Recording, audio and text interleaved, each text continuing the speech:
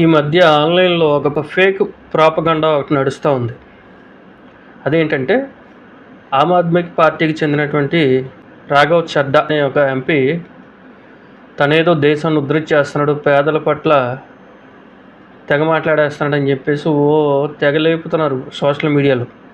తనేదో పార్లమెంట్లో దేశాన్ని ప్రజలను ఉద్ధరించేస్తున్నట్టు కలరింగ్ ఇస్తున్నారు.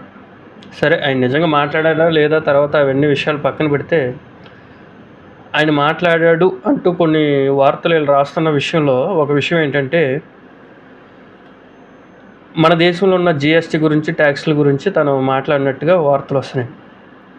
ఫేస్బుక్లో ప్రచారం ఏమని, పిల్లోడు పుడితే ట్యాక్స్ అట, పాల డబ్బా కొంటే ట్యాక్స్ అట, వాడు పెరిగితే ట్యాక్స్ అట, చస్తే ట్యాక్స్, పుడితే ట్యాక్స్, ఇన్ని విధాలుగా ట్యాక్స్లు బాతున్నారు జనాల మీద. మన దేశంలో ఉన్న ప్రజలు తెగ కష్టపడిపోతున్నారు ఈ ట్యాక్స్ల వల్ల అనేసి తను మాట్లాడాడు అన్నట్టుగా వాళ్ళ ఫేస్బుక్లో వాదన. సరే, భారతదేశంలో ఇన్ని ట్యాక్స్లు ఉన్నాయి కదా, భారతదేశంలో ఉండటానికి మీరు ట్యాక్స్లు కట్టడానికి అంత ఇబ్బంది అయిపోతే దుబాయ్ వెళ్ళండి. Dubai tax free country. అక్కడికి వెళ్ళి సంపాదించుకుని శుభ్రంగా మీరు సంపాదించిందంతా లోపల దాహేసుకోండి. చూస్తున్నారుగా వాళ్ళు దుబాయ్ పరిస్థితి ఏంటో.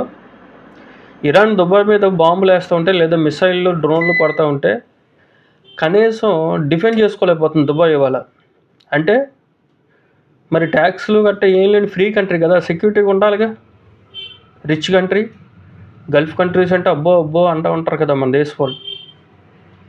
ఇరాను సివిలియన్స్ మీద, అంటే ఎయిర్పోర్ట్ మీద బాంబులు వేసింది, రైల్వే స్టేషన్ల మీద వేసింది, ఒక పాఠశాల మీద మిసైల్ వేసింది.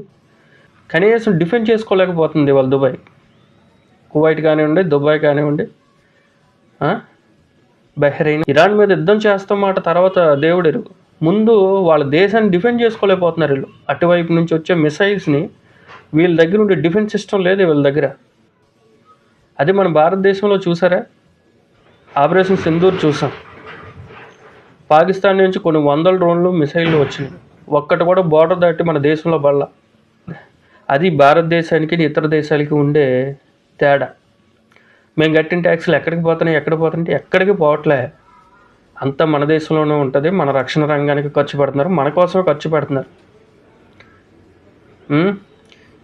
ఈ ట్యాక్స్లు అది ఇది అని ఎక్కడ లేని ప్రాపగండాలు ఆమ్ ఆద్మీ పార్టీ ఒకటి, కాంగ్రెస్ పార్టీ ఒకటి, ఎక్కడ లేని వింత అజెండాలన్నీ తీసుకుని వచ్చి జనాల్ని తప్పుదోవ పట్టించడానికి ట్రై చేస్తూ ఉంటారు.